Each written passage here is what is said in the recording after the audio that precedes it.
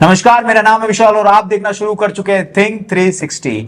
आपकी पसंद को हमने ध्यान में रखते हुए लोकसभा की 25 सीटें, राजस्थान में चुनाव खत्म हो गया लेकिन बातचीत को हमने रोका नहीं।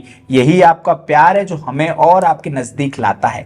आज बात करेंगे राजस्थान में क्या हुई गर्मा गर्मी, किस तरीके का माहौल है, क्या खास चल रहा है और क्या खबरें आप लोगों तक पहुंचानी है जरूर। और इस बातचीत में मेरे साथ होते हैं थिंक 360 के सरपंच हमारे गुरुदेव यानी कि प्रदीप विधावत जी। सर स्वागत है। शुरुआत करेंगे हमारे हॉट तापमान जैसे हॉट सीट, जो अब हॉट सीट तो कहेंगे ही, वो हॉट ही है, अभी माहौल गर्मा गर्मी का बाड़मेर जैसलमेर से। इतनी हॉट हो रखी है बाड़मेर जैसलमेर के आज एक इलेक्ट्रॉनिक बाइक थी, उसमें आग लग गई। गर्मी, वहां गर्मी का बड़ा गदर मचा हुआ है बाड़मेर में, और पॉलिटिकल गर्मी थमने का नाम नहीं ले रही। एक दिन पहले रविंद्र भाटी की जो कार वाला मामला सामने आया, जिसमें अशोक गहलोत के उत्तरलाई एयरपोर्ट पे जब पहुंचने के दौरान उन गाड़ियों की एंट्री होती है, परमिशन ली जाती है, और वही गाड़ियां रविंद्र भाटी के काफिले में। तो फिर कहा गया कि जैन ट्रेवल्स कंपनी की ये गाड़ियां हैं जो कि किराए पे ली जाती हैं। हालांकि मुझे लगता है कि उनकी अगर अपन पट्टी देखें तो पीली वाली पट्टी शायद कॉमर्शियल यूज होती है यहाँ पे, और व्हाइट एंड ब्लैक में जो नंबर होते हैं वो निजी गाड़ियां होती हैं। बड़ा सवाल है। दूसरा एक सवाल मेरे मन में उपजा कि अशोक गहलोत के बेटे वैभव गहलोत भी एक कार रेंटल कंपनी चलाते हैं। उनके एक समर्थक रवि गहलोत लिखते हैं कि अशोक गहलोत जैन ट्रेवल्स की गाड़ियां यूज करते हैं, तो वैभव गहलोत की कंपनी वाले क्यों नहीं यूज कर रहे हैं, जिसपे आरोप लगा था, किरोड़ी मीणा ने आरोप लगाया। खैर मैटर ऑफ इन्वेस्टिगेशन, अभी कोई ऑन दफ्तर दराज नहीं है चीजें, तो लेकिन चर्चा का विषय बन गए बाड़मेर में कुल मिला के ये। अच्छा, और उसके बाद ये जो चला सीन कि रविंद्र भाटी और अशोक गहलोत का क्या टाई अप रहा, हनुमान बेनीवाल की एंट्री हो जाती है इसमें, ठीक है, कैलाश चौधरी की एंट्री हो जाती है, हरीश चौधरी, बड़ा एकदम वहां बवंडर थमने का नाम ले रहा है। ये वैशाख का जो महीना होता है, जो हमारे यहाँ पे जो शक संवत चलता है, और जो हमारे यहाँ तापमान और मौसम का जो हाल है वो शक संवत के तहत, भारत का राष्ट्रीय संवत शक संवत है, विक्रमी संवत नहीं है। उसमें इस वैशाख के महीने में सबसे ज्यादा वो बतौड़िया आते हैं, वर्तुल जो होते हैं, तो बतौड़िया बहुत उठ रहे हैं। उन बतौड़ियों में एक और उठा है जो मैं जानना चाहूंगा। अमीन खान को सस्पेंड किया जाता है कांग्रेस से, और उसके कुछ घंटे या कुछ दिनों बाद या एक दिन बाद, एक रात बाद रविंद्र सिंह भाटी उनसे मिलते हैं और ट्वीट इंस्टाग्राम पे एक फोटो पोस्ट करते हैं। जी जी। मैं आपको जानूं, क्या समीकरण राजनीति देख रहे हैं आप इनका मिलना, या फिर क्या हुआ है सर कि बाड़मेर जैसलमेर में रविंद्र सिंह भाटी चुनाव जीत रहे हैं, यह कहना बिल्कुल अभी ठीक नहीं होगा। उमेदवार राम बेनीवाल ने कड़ी टक्कर दी है, और जिस तरीके से वोट लास्ट तक रुके रहे हैं, लोग रुके, किस दिशा में गए कुछ कह नहीं सकता। उमेदवार राम बेनीवाल ने गजब का चुनाव लड़ा है, इसमें कोई दो राय नहीं। मैं दो तीन चीजें सोचता हूं कि जिस तरीके से कर्ण का मुसलमान क्या सोच रहा होगा और शिव का मुसलमान क्या सोच रहा होगा, दो अलग अलग विचारधारा वाले मुसलमान हैं, सिंधी मुसलमान, कलर मुसलमान। अब शिव का मुसलमान यह सोच रहा है कि अगर रविंद्र भाटी जीतते हैं तो हमारे पास एमएलए बनने का मौका बनता है। सलमान खान जो कि अमीन खान के परिवार से ही वहां प्रधान हैं, उनका एक फोटो रविंद्र भाटी के साथ आ रहा है। लोग कमेंट में लिख रहे हैं कि सलमान खान नेक्स्ट विधायक हो सकते हैं। रविंद्र भाटी भी भविष्य के लिए मुस्लिम प्लस राजपूत गठजोड़ एक करने के लिए एक अच्छी स्थिति यहां बनती है, क्योंकि जैसलमेर में मुसलमान हैं, कांग्रेस मुसलमान को टिकट नहीं देती, वहां पोखरण में मुस्लिम राजपूत, तो रविंद्र भाटी भविष्य का अगर सोच रहे हैं तो यह एक बन सकता है। अमीन खान से मुलाकात क्या कारण रहे कि सस्पेंशन के बाद या चुनाव के जस्ट बाद जा रहे हैं, ठीक है। सस्पेंशन कोई वो ऐसी चीज है नहीं अमीन खान के लिए। अमीन खान पुराने कांग्रेसी हैं, अमीन खान बहुत प्रभावी तरीके से अपनी बात कहते हैं, साफ बात कहते हैं, क्लियर, कुछ लाग लपेट बिना। वो पत्रकारों से भी ऐसे ही बात करते हैं और नेताओं को भी साफ फटकार देते हैं। उन्होंने बाड़मेर की जाट राजनीति को लेकर बात कही, और वो रविंद्र के पक्ष में गई। उमेदवार राम की शिकायत पे ही अमीन खान को कांग्रेस से 6 साल के लिए निष्कासित किया गया है। अमीन खान की शिकायत पे पिछली बार जो उनके सामने निर्दलीय होकर चुनाव लड़े थे फतेह खान, जो अमीन खान के ही चेले हैं, अमीन खान ही उन्हें राजनीति में, उनको सस्पेंड किया था, लेकिन उनका सस्पेंशन 3-4 महीने बाद रिवोक हो गया। उसकी नाराजगी, फिर रविंद्र भाटी के प्रति सिंपैथी दिखाना। सलमान यह सोच रहा होगा कि अगर यहां से शिव यहां अगर एमएलए जीत जाते हैं तो हमारा क्या, तो वो शिव में, चूंकि अब अमीन खान की स्थिति शायद नहीं बची है, लेकिन राजनीति में उम्र का कोई इशू नहीं होता। अगर अमीन खान खुद खड़े नहीं होकर अपनी नई पीढ़ी को राजनीति के लिए करते हैं, तो थार में एक नया मुस्लिम लीडर क्यों ही आने दिया जाए। तो वो वोट अगर उम्मेदाराम की ओर चला गया तो इससे भी इनकार नहीं किया जा सकता निश्चित तौर पे। जैसलमेर का मुसलमान किस दिशा में गया है ये कहा नहीं जा सकता। तीसरी चौथी चीज क्या है सर कि वहां बाड़मेर में आपने देखा होगा कि महिलाओं से बहुत कम बात हुई है, पत्रकारों की भी, सभाओं में भी नहीं। 50% वोटर हैं और महिलाओं के पास जो प्रचार माध्यम पहुंचा वो क्या पहुंचा, रील और खबरें, और उनमें ज्यादातर समय रविंद्र सिंह भाटी छाया रहा। तो उस छाए रहने में अगर वो सबकॉन्शियस माइंड पे फ्लोट कर गया महिलाओं के और महिलाओं ने वोट कर दिया तो फिर रविंद्र भाटी की जीत बहुत आसान है। नहीं तो कास्ट बेस इक्वेशन तो ये है कि SC ST माइनॉरिटी अगर कांग्रेस नहीं छोड़ती है या आधी ने भी छोड़ी है, क्योंकि जाट वोट बैंक एक तरफा गया है वहां पे, जैसा लोग या इंटेलिजेंस इनपुट जो बता रहे हैं उम्मीदवार के पक्ष में। कैलाश चौधरी फिलहाल बता रहे हैं कि टक्कर में नहीं है। हालांकि पार्टी बुरा मान दे रही है कैलाश चौधरी को बाहर के प्रदेशों में प्रचार के लिए भी एज ए स्टार प्रचारक, क्योंकि वो देश के अभी तक कृषि राज्य मंत्री नहीं बरतना। ठीक है, और आज एक कैलाश चौधरी का बयान भी आया। अच्छा, और उन्होंने कहा है कि हनुमान बेनीवाल कांग्रेस की ये टीम है, रविंद्र भाटी, और इस तरीके का करते हुए ट्वीट उन्होंने किया है।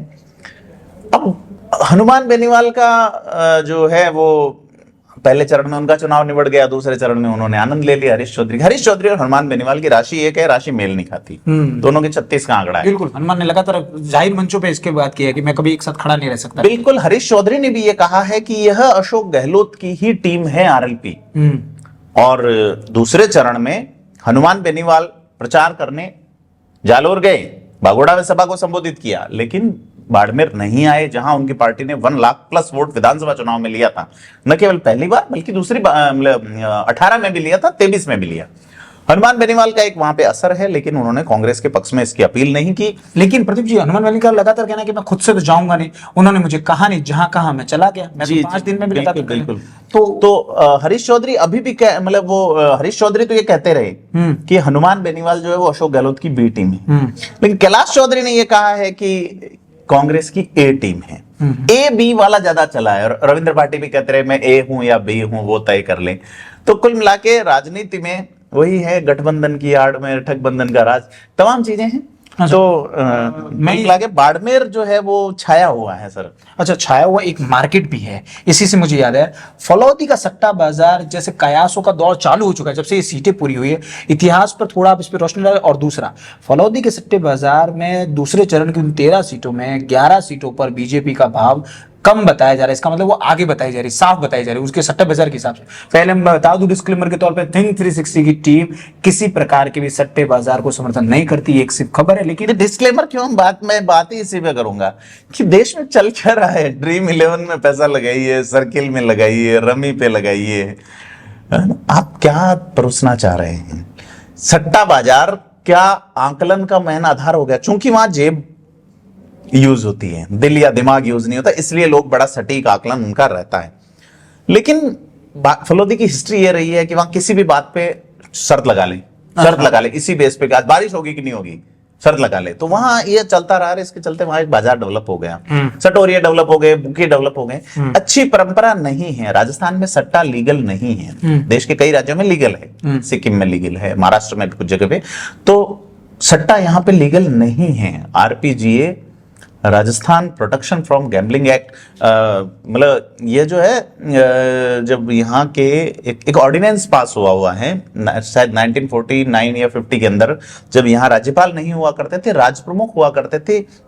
ये जो अभी उप मुख्यमंत्री हैं दिया कुमारी, इनके दादा स्वर्गीय मान सिंह, उनके हस्ताक्षर से एक ऑर्डिनेंस के आधार पे RPGA बना है और चल रहा है। पार्टियां प्रमोट कर रही है, पता कर रही हैं सट्टा बाजार में क्या चल रहा है। अरे भाई बंद करो उसको आप, है ना। और क्या मतलब आकलन वो हो गया, मीडिया कर रही है सब, फलौदी सट्टा बाजारी उसको ग्लैमराइज कर रहे हैं, और बच्चे पूछ रहे हैं किस पे लगाना चाहिए, किस पे नहीं लगाना चाहिए। बहुत बहुत गलत दिशा में जा रहे हैं हम लोग, चाहे वो सट्टा हो चाहे वो ड्रग्स हो। चलिए बात ड्रग्स तक निकली, उससे पहले एक टिप्पणी और मैं जानना चाहूंगा आपकी। एक कि उसी सट्टा बाजार के हवाले से पर हम थोड़ा इतर हो जाते हैं। जालोर सिरोही खामोश है, मानो पिन ड्रॉप साइलेंस। जैसे क्लास में एक बड़ी मैथमेटिक्स का टीचर आ जाता था तो कैसे क्लास शांत हो जाती है जी। क्या कारण देख रहे हैं कि जालोर सिरोही चुनाव के बाद इस तरीके से शांत, क्या आप सोच रहे हैं? देखिए, जालोर सिरोही में ही जादूगर ने काम किया था। तो जादू में अब किसका पोस्टर फटा, कौन हीरो निकलेगा, ये तय होना अभी बाकी है। तो सट्टा बाजार में रिस्क नहीं लेना चाहता, क्योंकि वहां नतीजा कुछ भी हो सकता है। कास्ट बेस इक्वेशन पे अशोक गहलोत की पूरी टीम ने काम किया। अशोक गहलोत ने स्थानीय डेवलपमेंट के वादों का तरक्की एक्सप्रेस का कार्ड दिया है, और प्रचार में कांग्रेस भारी रही है, इसमें कोई दो राय नहीं है। भाजपा को लगता है कि राम मंदिर वाला मुद्दा और ये तमाम चीजें अगर कर गई, दिखाना, राम राम बुलवाना, ठीक है, तो यह चीजें, लेकिन भाजपा के बड़े नेताओं ने मेहनत नहीं की वहां पे, ये है। या किंचित यह सोचते रहे होंगे कि कभी हम चुनाव लड़े तो अशोक गहलोत जिस तरह से जादूगरी से हेल्प करते हैं, आरोप उन पे बाड़मेर में भी लग रहा है कि रविंद्र भाटी की हेल्प की है उन्होंने, तो वैसी जादूगरी हमारी ओर हो जाए। मतलब वहां के जो बड़े नेता हैं, जो भी है, नाम लेना कोई उचित नहीं है, तो वो जो एग्रेशन दिखना चाहिए अगेंस्ट वैभव गहलोत, वो नहीं दिखा। कि चाहे उन पे किसी तरह के बड़े आरोप रहे हों वगैरह, तो सीधे तौर पे लुम्बाराम चौधरी एक साधारण कार्यकर्ता, सामान्य कार्यकर्ता के नाते, और उसी टैग के साथ चुनाव मैदान में आए थे कि साहब, अगर देखा जाए इन 25 सीटों में जो उम्मीदवार हैं, जिसमें मोदी ने अपना कैंडिडेट जिसको कहा, वो एक लुम्बाराम थे, दूसरे देवेंद्र झाझड़िया थे, ठीक है, हालांकि सभी कैंडिडेट उनके थे, लेकिन ये है कि साहब, ये बिना पॉलिटिकल बैकग्राउंड के लोग हैं कि उठा के टिकट दे दिया। बाकी मुझे ऐसा कोई कैंडिडेट ज्यादातर नजर नहीं आते, कि हालांकि लुम्बाराम का एक पंचायत राज और उसमें अपना बैकग्राउंड रहा, पार्टी कैडर से हैं, लेकिन देवेंद्र झाझड़िया तो एक सरकारी नौकरी में थे और उन्होंने तब तक इस्तीफा ही नहीं दिया, उनके टिकट का डिक्लेरेशन हो गया। तो यह जो है कि लुम्बाराम चौधरी अगर हार जाते हैं तो वो उन बड़े नेताओं का कुछ बिगाड़ नहीं पाएंगे, ऐसा लगता है उनको। और अगर गहलोत यहाँ जीत जाते हैं उनकी खामोशी से, तो हो सकता है कि इसका कुछ प्रतिफल मिल जाए। यह एक तरीके से मेरा निजी कयास मान सकते हैं इसको, लेकिन यह है कि यहाँ मामला फंसा हुआ है, और सट्टा बाजार वाले भी वहां खामोश रहते हैं जहां लफड़ा हो सकता है, इनकम नहीं है। क्योंकि वो सट्टा बाजार के लिए एक और कहा जाता है, चाहे वो सट्टा हो, चाहे वो शेयर मार्केट हो, कि साहब जो खिलवाता है ना सट्टा, वो कभी घाटे में नहीं रहता, बिल्कुल, है ना। तो यह चीज है, और जो जीत रहा है, मतलब देके ही जाएगा व्यक्ति, कभी भी सट्टा बाजार से कोई कमा के नहीं उठा आज तक। गैम्बलिंग ने किसी को बादशाह नहीं बनाया, सट्टा लंबे समय से चल रहा है। अब क्या लगता है, कोई व्यक्ति ऐसा है आपके आसपास, या जो भी खेल रहे हैं उनको देखिए कि आपके आसपास कोई एक ऐसा व्यक्ति है जो सट्टा खेल के करोड़पति बन गया। खिलवा के भूखी सटोरी तो बन रहे हैं, फलोदी वालों की तो पहुंच है, लेकिन फलोदी वालों में जो इन्वेस्ट कर रहे हैं उनके क्या है, बिल्कुल ये वो बहुत इंपॉर्टेंट है। चलिए दूसरी बात फॉलो, आपने जैसे कि सट्टा बाजार की एक और शब्द का इस्तेमाल, ड्रग्स जी, ड्रग्स की बहुत बड़ी खबर है, कई ड्रग्स पकड़ा गया, कई बड़े अमाउंट्स का ड्रग्स पकड़ा है, क्या है पूरा मामला? देखिए, लॉरेंस बिश्नोई गैंग का गुरगा जगदीश के ऊपर नाम आया है इन्वेस्टिगेशन में। पाली के ही एक अधिकारी हैं, IRS अधिकारी, जो उस डिपार्टमेंट में भी लीड कर रहे हैं, घनश्याम सोनी जी, मारवाड़ जंक्शन के पास चिरपटिया उनका गांव है। तो उनकी इस इनिशिएटिव का धन्यवाद बनता है कि वो बहुत साधारण परिवार से उठे हुए अपने गांव के प्रति, सॉरी मैं चिरपटिया नाम, उनका गांव का नाम मैं भूल रहा हूँ, मारवाड़ जंक्शन के पास गांव है, चिरपटिया नहीं है, वहां के रहने वाले हैं घनश्याम सोनी। तो घनश्याम सोनी ने एक अच्छा इनिशिएट किया है ये, कि उन्होंने किस तरीके से इसको पकड़ा है। गुजरात पुलिस की भी मदद लगी है, 300 करोड़ के आसपास का ड्रग पकड़ा गया है, और बड़ी बात यह है कि विदेशों में जा रहा है। अब राजस्थान ड्रग की फैक्ट्री बन रहा है, यह बहुत बहुत चौंकाने वाली बात है। राजस्थान और गुजरात, पंजाब में ये चीज इसका इतिहास भी रहा है, पंजाब बिल्कुल खबरें आती रही है। जो है जैसे अफीम रहा, तो अफीम क्या है, एक मेडिसिनल ड्रग है ना, हालांकि उसको नार्कोटिक माना जाता है, स्वापक औषधि माना जाता है उसको, लेकिन कुल मिला के मुझे लगता है कि NDPS में दर्ज होने वाले मामलों में, क्योंकि मैं लॉ का स्टूडेंट भी रहा हूं, मैंने लॉ भी पढ़ा है, तो उसमें एक चीज विशाल ये है कि इस चीज को रोकना होगा तो आपको कंप्लीटली लॉ के तहत काम करना होगा। पुलिस 100% ईमानदारी से काम नहीं कर रही। सिरोही में 1 महीने पहले जमीन में दबा हुआ शराब का जखीरा मिलता है, बिल्कुल ठीक है, सिरोही में ही ये ड्रग पकड़ा गया है। फैक्ट्री पकड़ी गई है कि आप 15 लाख रुपए लगा के 100 करोड़ 50 करोड़ का ड्रग बना रहे हैं, और गरीब बच्चे उसकी जद में आ रहे हैं, या पैसे वालों के बच्चे जद में आ रहे हैं। 50 तरह की चीजें उसमें निकल के आ रही है। अगली पीढ़ियां खत्म हो रही हैं। अपराधियों के लिए वो अपने राह पे हैं, लेकिन जो इन्फोर्समेंट एजेंसीज हैं उनकी अगर ढिलाई है तो उस पर कार्रवाई बनती है, और सरकार को गंभीरता से लेना चाहिए, खास करके कि कैसे आने वाली नस्लें बर्बाद हो रही हैं। जिस तरीके की नीयत भजनलाल शर्मा सरकार ने इसमें दिखाई है पेपर लीक में, उसी तरह की ड्रग्स के खिलाफ चलना चाहिए राजस्थान में कैंपेन, अन्यथा ये प्रदेश बर्बाद हो जाएगा। और ये बड़े पैमाने पे हो गया है राजस्थान में कई जगह। सांचौर वाला इलाका देख लो आप, जालोर सिरोही, अब ये देखिए कि प्रॉस्पेरियस इलाका है। यहाँ आप अच्छी देह यष्टि वाले युवा रहे हैं, अच्छी हिस्ट्री रही है यहाँ की, और अच्छा एक वातावरण है, वो खत्म हो रहा है। तो पुलिस की इसमें जिम्मेदारी बनती है। बात मैं लॉ की कर रहा था, एनडीपीएस के साथ ही एक सिविल लॉ चलता है, पिट एनडीपीएस एक्ट, कि ये जो 13 लोग पकड़े गए हैं इनके खिलाफ सिविल कार्रवाई भी हो, कि ये और इनसे जुड़े हुए लोगों ने कितना कमाया वो जब्त हो वापस। बिल्कुल। तो एसडीएम उसमें जांच करे, लोकल ये वो। लेकिन आप ये देखिए कि नारकोटिक्स के जितने भी मामले होते हैं उसमें सपटिक जो एक्ट है, पास वाला जो एक्ट है पिट एनडीपीएस, जिसकी जांच सिविल अधिकारी करते हैं और ये पता करते हैं कि जैसे मान लीजिए एक्स व्यक्ति ड्रग्स के कारोबार में पकड़ा गया है तो उसकी जो प्रॉपर्टी है वो जब्त होती है। तो जब तक कमर नहीं तोड़ेंगे आप, बिल्कुल। हालांकि इसमें एक प्रावधान तो ऐसा है नारकोटिक्स में कि जब तक ट्रायल चलेगा तब तक बेल नहीं मिलेगी, लेकिन पेरोल पे आके भी लोग इसी पे लग जाते हैं। बहुत पुराना इतिहास है। और यह जो ड्रग्स हैं, अफीम भी अच्छा नहीं है अगर एज ए आप ड्रग यूज करते हैं, कॉमन यूज के लिए वो है भी नहीं, वो मेडिसिनल दवाइयां बनाने में यूज आता है। अगर आप यूज करते हैं अफीम, जो क्या बोलते हैं, छूतरा जिसको बोलते हैं, जो डोडा पोस्त, वो यूज करते हैं तो क्या कहते हैं, तो भी अनलॉफुल है। अब तो पिछले वसुंधरा राजे सरकार में बैन हो गया था, काफी विरोध हुआ था, लाइसेंस मिलता था। तो अब लोग क्या है कि वैकल्पिक नशों की ओर चले गए। अगर आप देखेंगे कि पुराने समय में भी ये हुआ था, जब शराबबंदी हुई थी तो लोग किस तरह की, अब ये जो ड्रग्स बन रहा था, ये जो थिनर आता है आपका नेल पॉलिश रिमूवर, इससे बना रहे हैं। तो क्या बच्चे बनेंगे? वाइटनर से, पेट्रोल से स्मेल लेना। जी, वैकल्पिक नशा की ओर जा रहे हैं। कोविड के टाइम तो लोग आयोडेक्स और ये सब इस पे न केवल इन्फोर्समेंट एजेंसीज बल्कि एक्सपर्ट ऑफ साइकोलॉजी और सोशल स्ट्रक्चर को तय करने वाले लोगों को, पॉलिटिकल स्ट्रक्चर को तय करने वाले लोगों को एक बड़ी विचार श्रृंखला की शुरुआत करने की जरूरत है कि आप जिन आने वाली पीढ़ियों के लिए बेहतर राजस्थान या बेहतर भारत बनाने का दावा कर रहे हैं वो किस दिशा में, या उसको किस दिशा में कौन ले जा रहा है। लॉरेंस बिश्नोई गैंग से। और बड़ी बात ये आई है कि ये नशा न केवल राजस्थान बल्कि विदेशों में सप्लाई हो रहा है। हम क्या बन रहे हैं? हमारी स्थिति अफ्रीकी कंट्रियों से बड़ा खराब हो रही है क्या?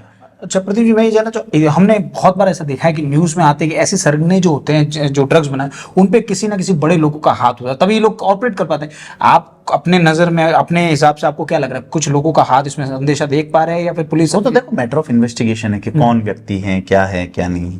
लेकिन कोई व्यक्ति जेल से अगर गैंग ऑपरेट कर रहा है तमाम चीजों के बावजूद, और बहुत सारी एजेंसियां मिलके उस नेक्सस को पूरा तोड़ लेती है तो अच्छा है, नहीं तो फिर वो लूप होल निकल जाता है। तो कुल मिला के एक तो मुझे लगता है कि इन लोगों के लिए अलग तरह का जेल सिस्टम होना चाहिए कि जहां पे किसी तरह का कोई नेटवर्क नहीं है। तो अपराधियों में भी 2 श्रेणियां होनी चाहिए। एक वो अपराधी जो अपनी सजा काट रहे हैं, या वो अपराधी जो सजा भुगत रहे हैं। दो श्रेणियां अभी। तो जो सजा काटने और भुगतने वालों में से एक तीसरी श्रेणी लगनी चाहिए कि इस व्यक्ति का अगर समाज से इंटरेक्शन भी होता है तो वो कितना घातक है देश के लिए, उसे बंद कर देना चाहिए।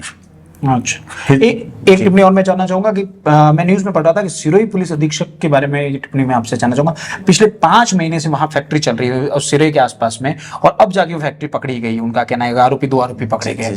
तो 5 महीने तक कारोबार चलता रहा, उसके बाद पकड़ना, तो इसमें आप किस तरह की भूमिका देख रहे हैं? नहीं, वो तो देखो इंटेलिजेंस फेल्योर जो है पुलिस सिस्टम का, उस पे सवाल उठता है। शराब तस्करी सिरोही गुजरात होती रही है, लेकिन इंटेलिजेंस सिस्टम पे बड़ा सवाल खड़ा होता है कि उस थाना क्षेत्र में अगर मान लीजिए कोई व्यक्ति जॉब कर रहा है, एक फैक्ट्री चल रही है जो किसी और नाम से बनाई गई होगी, बताई गई होगी, तो क्या रहा है इस पे तो होना चाहिए कि क्यों पकड़ में नहीं आई, और अचानक पकड़ी गई है तो उसके पीछे क्या रही है, तो वो तो रिवार्ड मिलना चाहिए। तो पुलिस तो दोनों काम करे, रिवार्ड भी दे, पनिशमेंट भी अपने एम्प्लॉइज को। अच्छा, एक लास्ट और मैं इस पर टिप्पणी जानना चाहूंगा कि आम व्यक्तियों का इसमें, जैसे चाय वाला, एक चाय बनाने वाला इसमें सम्मिलित हुआ, दवाई बेचने वाला इसमें, इस तरीके से आम लोग जो एक नॉर्मल बैकग्राउंड से आ रहे, हम्बल बैकग्राउंड से आ रहे, बहुत छोटे निम्न स्तर से आ रहे, वो लोगों का इतने बड़ी जगहों में सम्मिलित, उनको शायद मुझे नहीं लगता कि ये लोग तो गुर्गे हैं जो पकड़े गए हैं, कि इतनी हिम्मत हो गई होगी। 300 करोड़ का माल बेचने के लिए 300 करोड़ का माल पकड़ा गया है।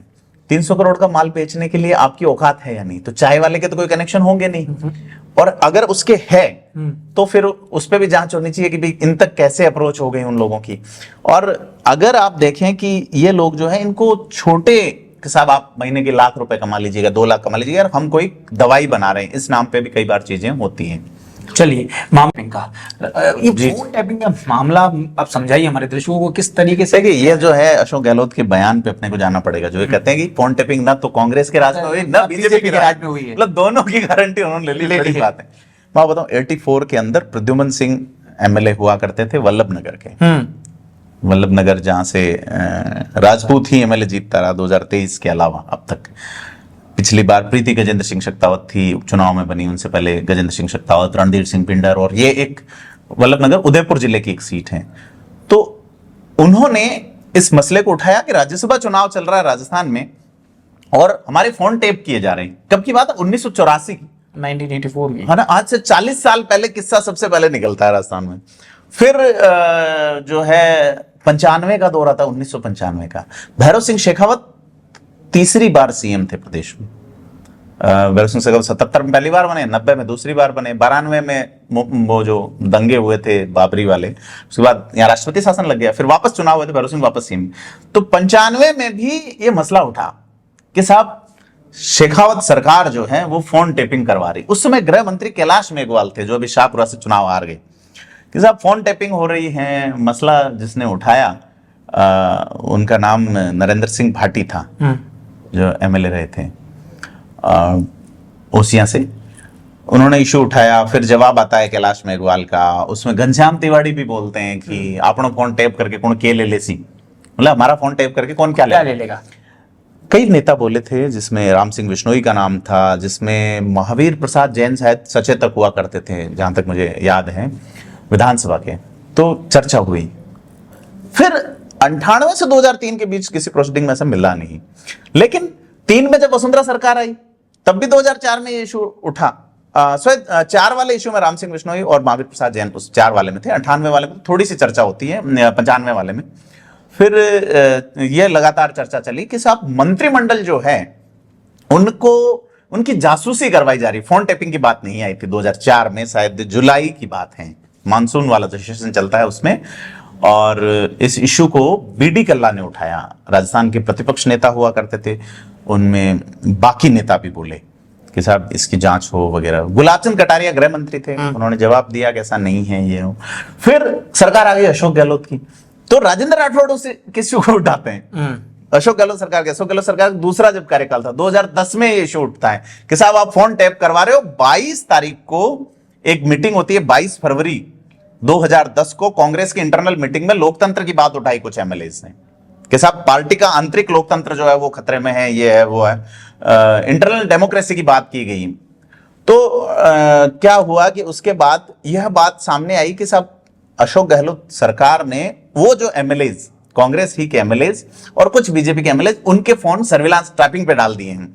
तो ये बात 25 फरवरी 2010 को राजेंद्र राठौड़ विधानसभा में उठाते हैं कि साहब आप फोन टैप करवा रहे हैं, कि आपने 22 तारीख की मीटिंग में ये कहा था, और स्पेशल प्रोटेक्शन फोर्स जो है या वो जो है वो ये कर रही है।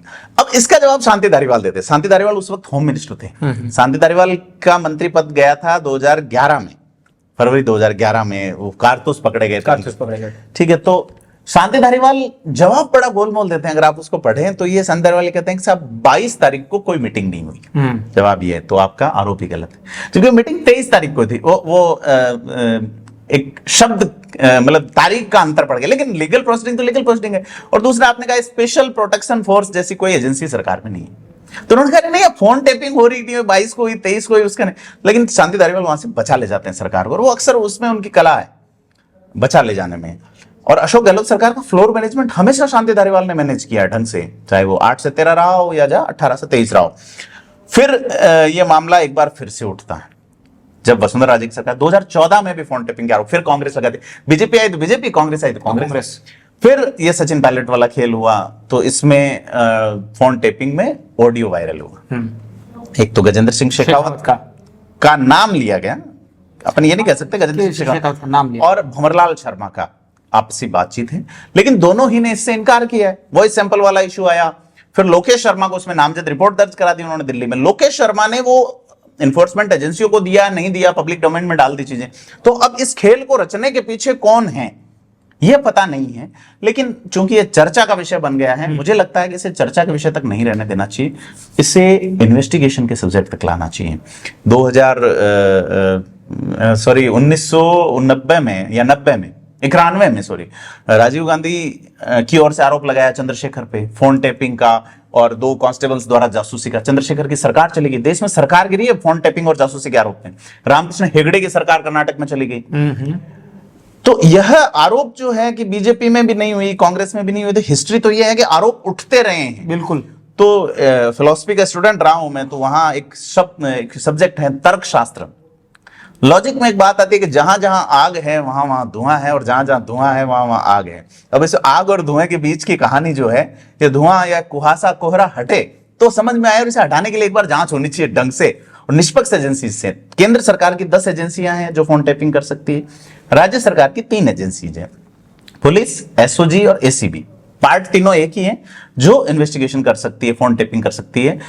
एसओजी, एटीएस ये जो है, और केंद्र सरकार की जो 10 एजेंसियां हैं उसमें रॉ है, आईबी है, बहुत सारी अलग, एनआईए है, उसके अलावा नारकोटिक्स वाली एजेंसी है, या 10 एजेंसीज कुल हैं जो जिसपे अपन एक, मुझे लगता है इस पे एक अलग से वीडियो करना चाहिए अपने को। चलिए, तो यह फोन टैपिंग जो है, सुप्रीम कोर्ट का एक ऑर्डर आया था कि फोन टैपिंग अनलॉफुल है या लॉफुल है।